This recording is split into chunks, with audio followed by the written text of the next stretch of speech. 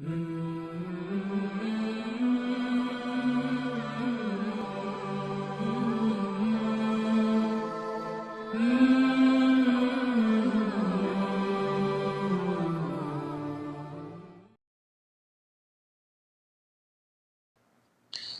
الرحمن الرحيم. الحمد لله والصلاة والسلام على رسول الله وعلى آله وصحبه أجمعين. أما بعد، السلام عليكم ورحمة الله وبركاته.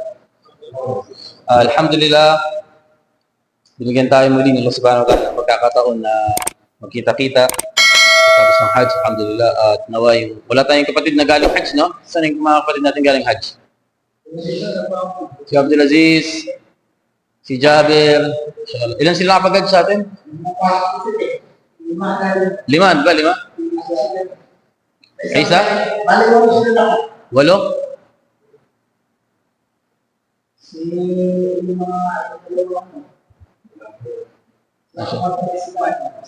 Si Ahmad, nakapagad si Ahmad? Masya Allah. Saan sila nakapasok?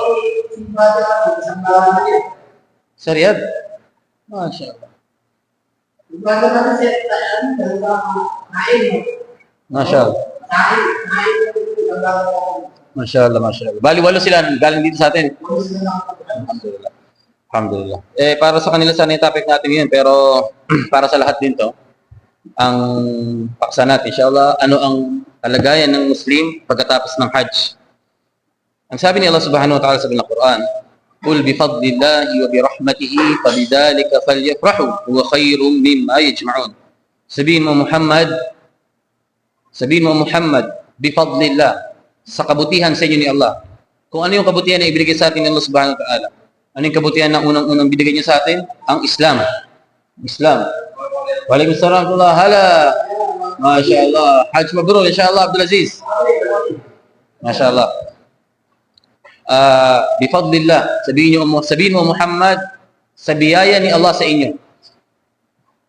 Wa rahmatihi, at sa kanyang habag sa inyo. Fabidhalika falyafrahu. Doon kayo maging masaya. Kung ano yung binigay sa atin ni Allah, doon tayo maging masaya. At ang unang bagay na ibinigay sa atin ni Allah subhanahu wa ta'ala, ang laking biyaya ay ang Islam. Ang sabi ni Allah karugtong ng aya, huwa khairum mimma yajma'un. Yung binigay sa inyo ni Allah, yung biyaya sa inyo ni Allah na kanyang ibinigay sa inyo, ito ang mabuti kaysa sa kanilang mga tinipon. Anong tinipon? Yung tinipon ng mga naunang tao.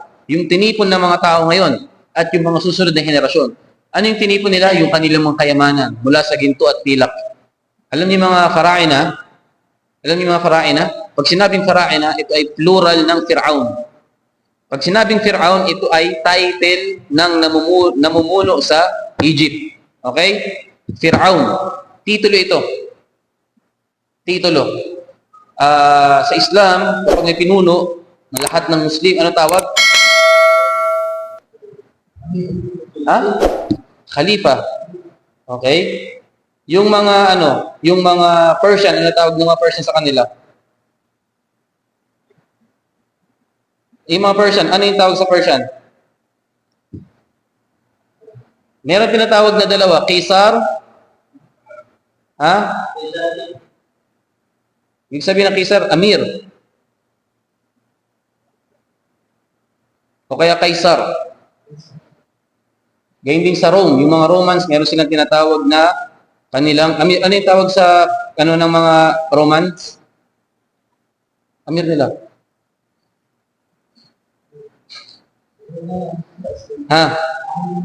Yung mga hari nila. Yalla.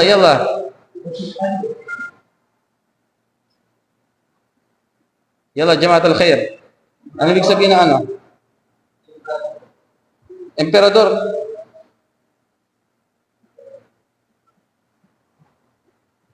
Bro Rashid, may idea po kayo? Mga emperador, noong unang panahon yan, sa panahon lang yun ng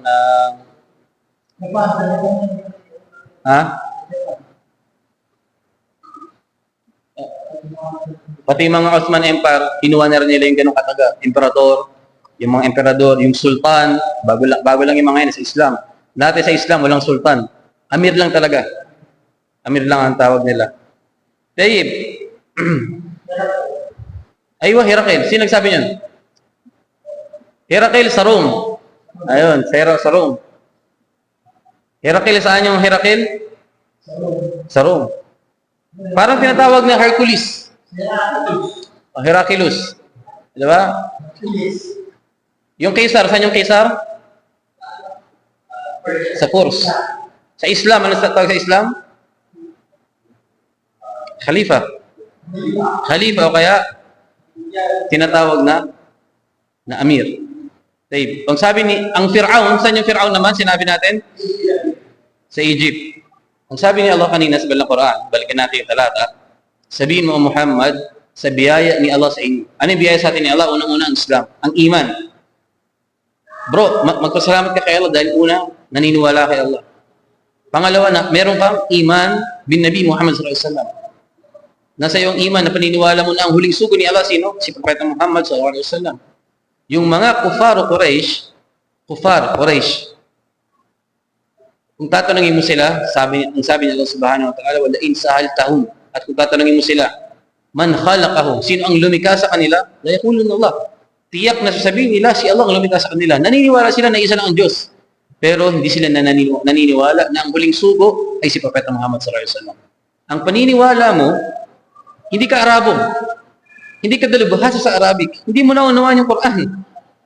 Tayo, hindi natin salita Arabic, pero bakit tayo naniniwala kay Propeta Muhammad sallallahu alaihi wasallam na ang huling sugo ni Allah? Hindi natin siya nakita, hindi siya nabutan ng ating tatay, ng ating mga ninuno. Napakalayo ng gitnang silangan sa Pilipinas, pero bakit tayo naniniwala sa kanya? Ito'y iman. Gabay ito malaki Allah. Kaya ito yung sinasabi ni Allah, kung ano ang binigay sa inyo ni Allah at ang kanyang habag, fabidhalika falyafrahu. Maging masaya kayo. Huwa khairum mimma yajma'un. Ito ay higit na mabuti kaysa kanilang mga tinitipon. Yung tinitipon ng mga hari ng Rome noong unang panahon. Pati ngayon, yung mga presidente sa panahon natin ngayon. Yung mga faraina, si Fir'aun, na halos ang buong mundo nasakop niya na sa kanyang panahon. Pati si Qarun, lahat ng yung pera nila, mga ginto. Lahat ng kanilang tinipon ay mas mabuti pa ang pananampalataya ninyo. Yan ang pinakamabuti, ang iman na mayroon tayo. Kaya di tayo maging masaya. Ang tao na pinili ni Allah para makapag-hajj sa bilyon-bilyon. Bro Abdul Aziz, yung mga nakapag-hajj. Ang sabi ni Propeta Muhammad sallallahu alaihi wasallam, Al-Hajj al-Mabrur. Al-Hajj al-Mabrur. Ang Hajj, nakatanggap-tanggap.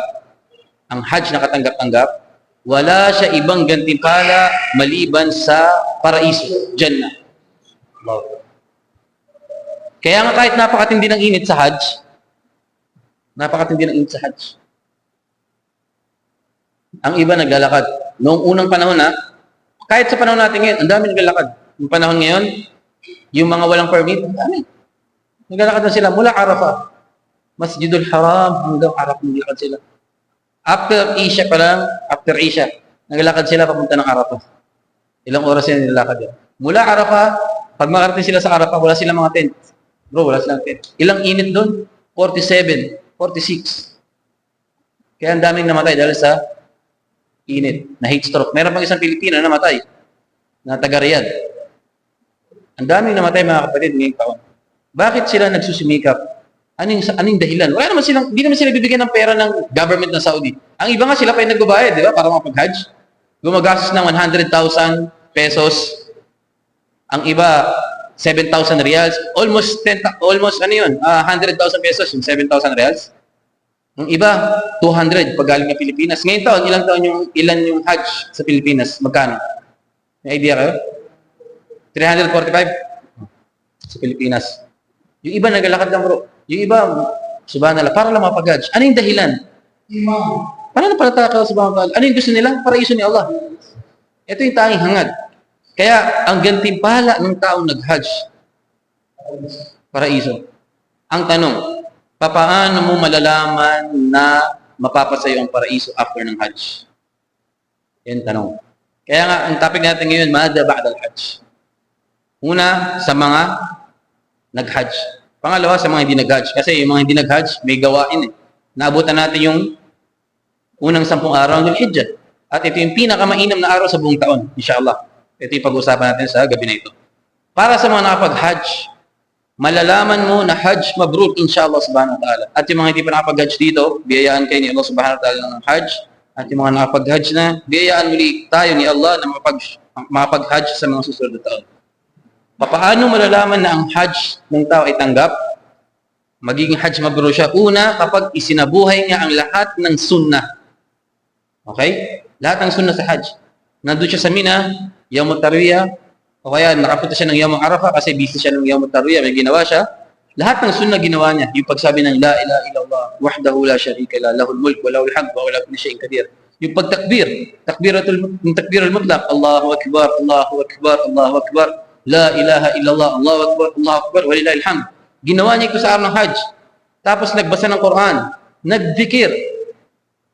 Lahat ng sunnah kung ano yung ginawa ni Prophet Muhammad sallallahu alaihi wasallam, ginawa niya sa araw ng hajj, sa pagpunta sa Arafah. Nagdua siya, magdamag ng dua. Lahat ng kagustuhan niya sa mundo. Nanalangin siya. Hanggang matapos ang hajj, ginawa niya. So lahat ng sunnah ginawa niya, lahat ng wajib ng sunnah ginawa niya, lahat ng mga obligasyon ginawa niya, yung mga haligi ginawa niya, lahat ng ipinagbabawal ginawa niya.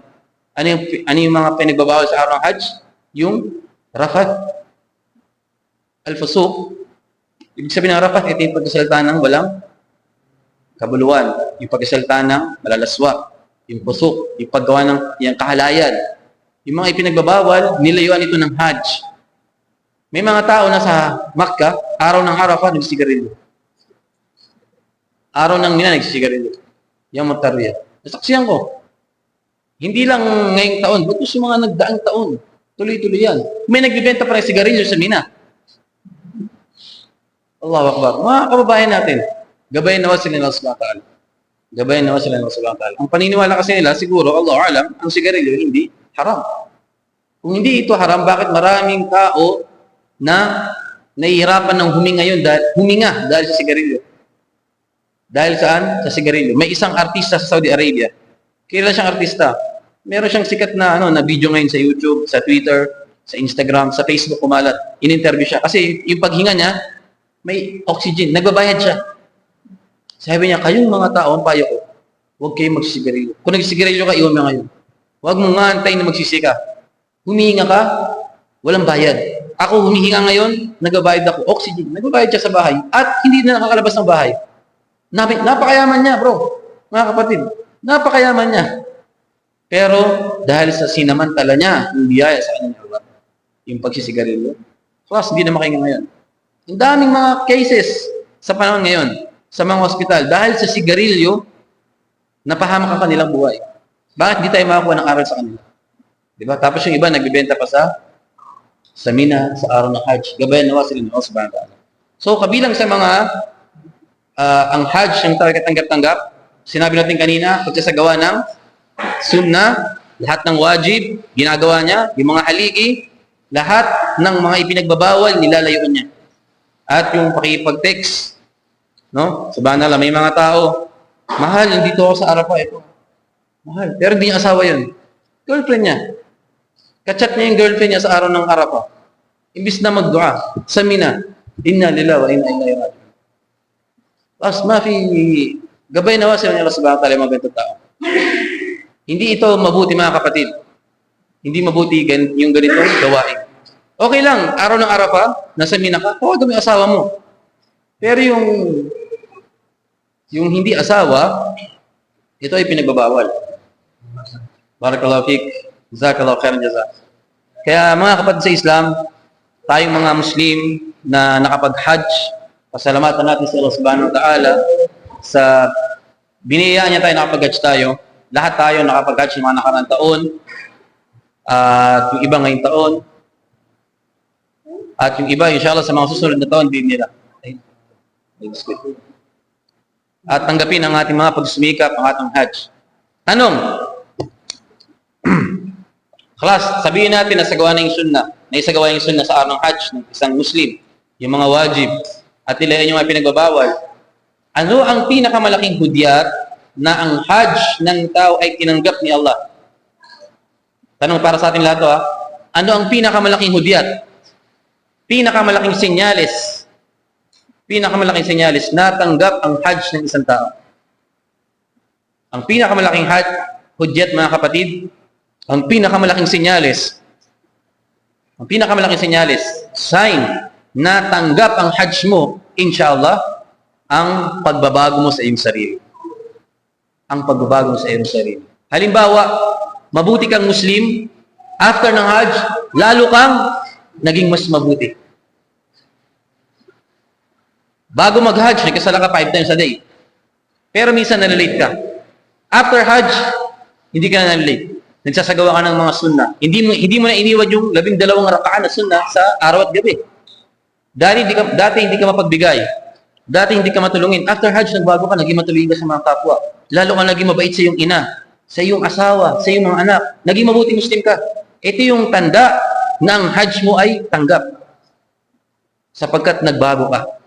At kapag masama naman, ibig sabihin hindi siya mabuti, nag-Hajj siya, after Hajj, nagbago siya, nagtauba siya, naging mabuti Muslim na siya, tanda ito na ang Hajj niya ay katanggap-tanggap inshallah subhanahu wa ta'ala. At napakaraming ganito. Napakaraming ganitong tao. Kaya mga kapatid sa Islam, yan ang tanda ng Hajj ng isang tao ay tinanggap ni Allah subhanahu wa ta'ala. Yan ay maikling paalala, maikling payo, maikling aral para sa mga nag-Hajj ngayong taon. Abdul Aziz, inshallah. Naintindihan mo yun, bro? Taib, barakallahu fiik. Para naman sa mga hindi napag-Hajj. Para naman sa mga hindi napag-Hajj. Sa mga hindi napag-Hajj, alhamdulillah, binigyan kayo ni Allah subhanahu wa ta'ala, binigyan tayo ni Allah subhanahu wa ta'ala ng pagkakataon na maabutan ng unang 10 araw ng Dhul Hijjah, na napakainam na araw sa buong taon. Ang mga tao na nakapag-aral, alam nila na ang salatul duha sa araw ng Dhul Hijjah ay mas mainam kaysa sa salatul duha sa buwan ng Ramadan. Bakit? Dahil ito ay binanggit sa hadith ng Propeta Muhammad sallallahu alaihi wasallam. Malinaw, ma min ayamin al-amal salih fihin ahabu ila Allah min hadhihi al-ayam. Wala na ikang mga mabubuting gawain na ang mga mabubuting gawa sa araw na ito ay kaibig-ibig para kay Allah. Ang tinutukoy niya rito, ang unang 10 araw ng Dhul Hijjah. Lahat tayo naabot natin ito. Ang tanong, sinamantala ba natin ito sa pagbigay araw-araw ng sadaka, yung unang 10 araw? Sadaka, dhikr, pagbabasa ng Quran. Masyaallah, ito si brother, jazakallahu khairan jaza. Punta ka lang sa coffee shop niya, magbibigay ng kape yan sa iyo. Brother Johnson, jazakallahu khairan jaza. At marami pa mga kapatid, pagbabasa ng Quran, dhikr, birrul walidain, maging mabuti sa asawa, pagiging sweet sa kanila, sa ating mga anak, pagtuturo sa ating mga anak, sa ating pamilya, pagtulong sa mga balo, sa mga byuda, sa mga ulila, at napakarami pa. At yung pag-aayuno sa araw ng Arafah, na ang reward nito, anong reward nito, Bro Abdul Aziz?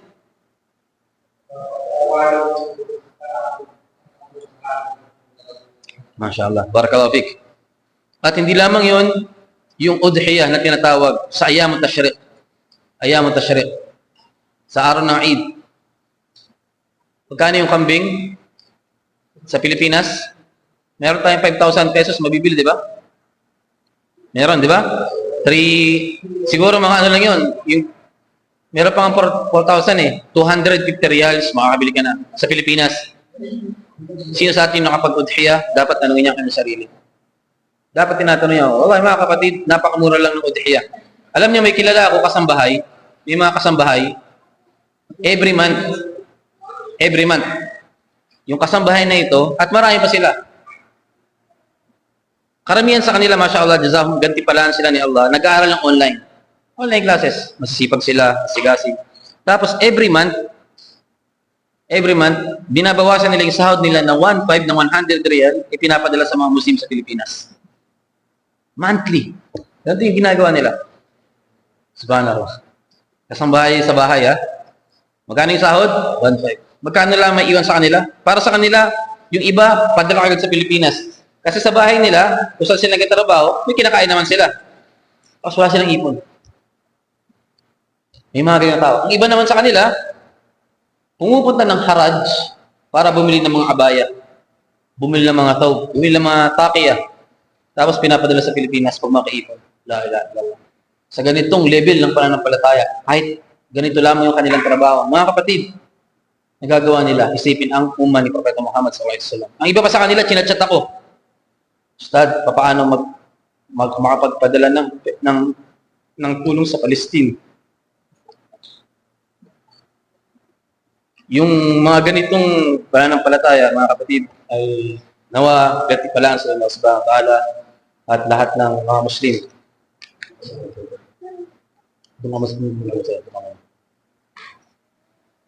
Kahit na ganun yung kalagayan nila, mababa yung sahod, mashallah. Nagmamalasakit sa kapwa. Kaya tayo, alhamdulillah, nabutan natin yung unang 10 araw ng Dhul-Hijjah, nagpakatay tayo. Diba? Kahit kambing, malaking bagay, o kaya tumulusat sa mga Muslim, malaking bagay ito mga kapatid.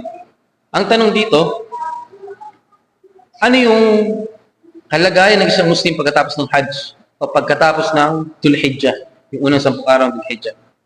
Malalaman mo na ang mga kabutihan na ginawa mo sa mga panahon na binigyan ka ni Allah ng pagkakataon para magtauba, magbalik loob sa Kanya, natanggap kapag nagbago ka. Kapag nagbago ka. Ang iba, hindi nila alam ang kahalagahan ng 10 araw ng Dhul-Hijjah.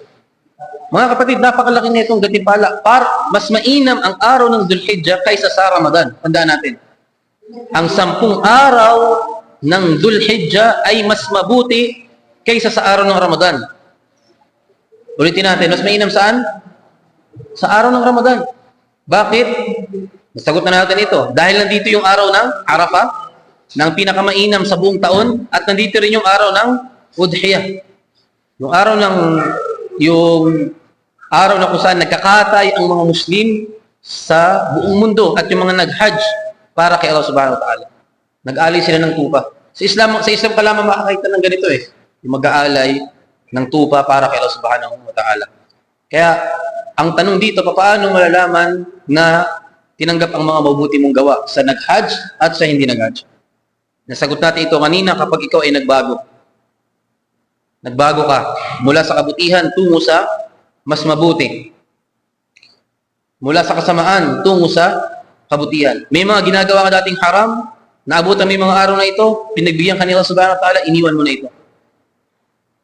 Ito yung tanda na ang iyong kabutihan sa araw na ito ay tinanggap ni Allah subhanahu wa ta'ala. Kabilang sa mga hikmah, mga wisdom ni Allah subhanahu wa ta'ala, gumagawa siya ng mga panahon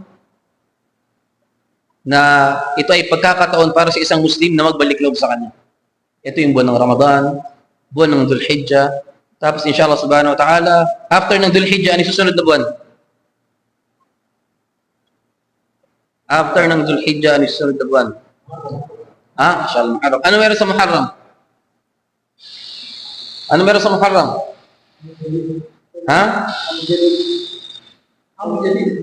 Am Jadid. Bukod sa Am Jadid. Kabilang siya sa mga sagradong buwan. Ano pa?